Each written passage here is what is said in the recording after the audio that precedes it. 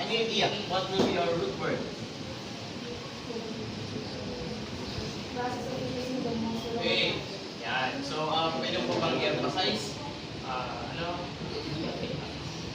Okay. So, gaya po ng sabi ni Ms. Ashina Marie, it is the process of choosing the most suitable candidate sa mga employees na nakahalay na ni-recruit mo. So, ano nga yung first step? Magkakaroon mo na ng planning, human resource planning. Next step, nagkaroon na ng recruiting. And then, nagkaroon na tayo ng selecting. Pipiliin mo na kung sino yung pinadaan mo sa selection process, kung sino yung ilalagay, yung dadaan sa mga interviews, kineme, alam niyo na yun. Matatakil pa natin yung novel na mas malalim. Ano? So, next. Alis niya pa. Okay, like I said, steps in the selection process. So, what is the first step? Completion of job application form. Okay. Siyempre, hindi ka na papasukin sa isang kumpanya pag wala kang application form. So, be mindful na ang ating application form at resume ay matatakil natin at the end of the report. Kung paano gumawa ng resume, ng application letter, at so on and so forth. So, what is the second step? Preliminary interview. Yan, nagkakaroon na ng mabilis ang interview kung bakit mo ginusto tong place na to, bakit gusto mo magtrabaho nito. And then, doon sa interview na yun, example lang natin is, sa mga SSC applicants, sino man dito may mga kapatid na maliban sa akin ng SSC? Wala. Ay, ito. So kayo. So, mga kapatid ninyo, or yung iba sa atin, nagkaroon muna tayo ng preliminary interview and examination. So, doon inaalam bakit gusto mo pumasok dito sa SSC, ano yung mga skills mo, saan ka magaling, so on and so forth. Ano? Guess? Then the third step is Testing or examination. Dito sinusukat yung galing mo o yung alam mo regarding sa company na papasukan mo. Malamang naman na pumasok ka sa accounting ay wala kang alam sa accounting. Papasok ka sa isang law firm, hindi ka naman nagkapagod. Parang ka naman, buwang lang. And then, number 4? Background investigation. Ayan, aalamin niyo yung background mo. So sa step 2, binigyan lang kayo ng preliminary. Pag sinabing preliminary, panimula lang. Hindi pa siya masyadong ano. Step 4, nandun na po yung ating background investigation. Aalamin yung pinanggalingan mo, hanggang sa kung anong blood type mo. Nandun sa ibang bansa. Ano? And then our fifth step? In-depth. Ayan, dito naman sa in-depth, ang pinag-aiba niya sa preliminary, dito na inaalam yung kung anong gusto mong mangyari sa company, anong plano mo, bakit pumasok ka dito, so ano yung magiging ambag mo sa kumpanyang ito, paano ka makakatulong sa kumpanyang ito, and so on and so forth. And our sixth step, Physical examination. siyempre, alangan naman yung, hindi sa pag-ano pa, alangan naman yung,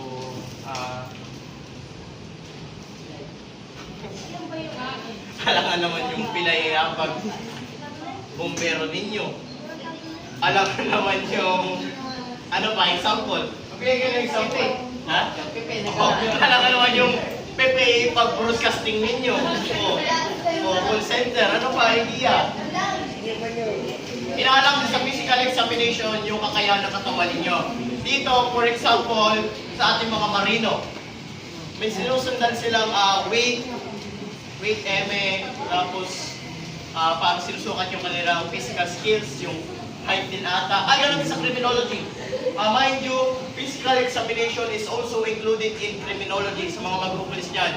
Yung height, yung weight, kaso may mga tricks talaga na medyo alam na natin yun. Ano?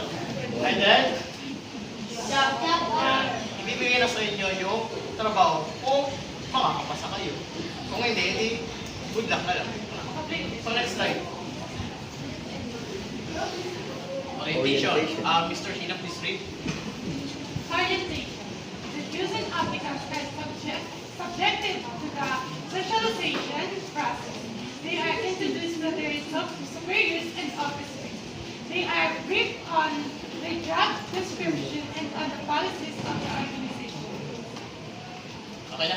Any idea? Na Pilipino applicants ay ipapakilala or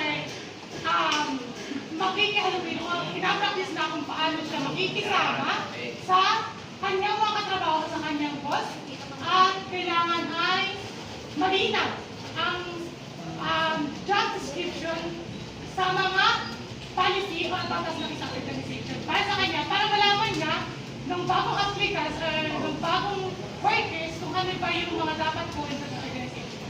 So, thank you. So, pagdating sa orientation, tatatanda nyo paano muna tayo pumasok dito. Nagkaroon muna ng orientation. Sino yung mga magiging officers, yung mga klase ninyo, nagkaroon ng kakilanlan. So, babasa daw po ng first sentence. Chosen applicants. Ayan, nagkakaroon muna. Siyempre, na-hire ka na. First day mo sa trabaho, hindi ka agad magtatrabaho dito noon. Mag-socialize ka muna. Kilalanin mo muna yung mga officers mo, yung mga superiors mo. And please read the second sentence. They are introduced to their superiors and office mates. Kilalanin mo muna yung sino yung halimbawa call center. Sino yung kapitbahay mo, sino yung nasa harapan mo, sino yung nasa likod mo, sino yung boss dun sa dulo ng office. Kasi sa call center, isang malaking office yan. Kita nyo naman, di ba? Sa mga nag-divide. Mga nanonood ng K-drama, di ka pa mga office doon, di ka may hati-hati, di ba? And then last, please read the last sentence. They are free of their job description and policies and organization. Pagkatapos mo makilala kung sino yung boss, sino yung malakas, sino yung magaling, sino yung mahina, sino yung mga kapitbahay mo, alamin mo na yung kung ano yung gagawin mo as your part in the company. Gets? As well as yung policies and rules ng mga organization. Alamin mo kung anong oras ka papasok, alin yung mga hindi dapat gawin, alin yung hindi dapat suotin, at yung mga tamang asal, yung katulad niyan, yung may nag-report na kain kayo, bawal yan. Makita mo. Ba't pinakita mo? Okay, laban yan. So, ayan. So, against. Ayaw walang nasagot. Next slide. Bawal nga yun. Bangko mo yan? Yan. Absent lahat ng ulat. Mr. Asha, please read. Orientation. Importance of orientation. Orientation activities are planned to make a new employee comfortable and perform actively in an organization. Employee turnover rates are usually high among employees feeling not satisfied with the organization, thus highlighting the importance of orientation. Ayan. So, energy. Ayan. So, mahalaga po ang orientation process para ating po mga employee ay magkaroon ng sense of belongingness sa ating workplace. So, pag dito sa classroom, pag parang pinyo nalilipot pa kayo, parang hindi nakaka-motivate mag-aral, di ba? So, yun yung kahalagahan ng orientation. Para ang isang employee ay maging comfortable at mas mag-perform ng mas active sa isang classroom. Di ba? Pag masaya ang classroom, mas active ang lahat, di ba? Di ba? Opo. And then, kasi kaya dito ginagawa is mataas yung employee turnover. Siyempre, hindi naman lahat ay katulad ko na kaya magtiis sa kung anong condition. May mga sensitive din na konting nabastos lang sa isang kumpanya, hindi malawak yung kaisipan, lumayas na agad sa company. Kasi sinasabi na turnover rates are usually high among new employees. Bakit? Yun nga sinasabi ko. Yung pumasok sa isang kumpanya tapos hindi mo nagustuhan, umalis ka agad. So, doon pumapasok yung kahalagahan ng orientation para maging comfortable kayo sa inyong workplace at yun. That's highlighting the importance of orientation. Again, yes. Training and development, Mr. Harold, please read. Aims to improve the skills of employees, particularly to be more efficient and development intends to educate employees for additional responsibilities and for promotion. And hindi mo.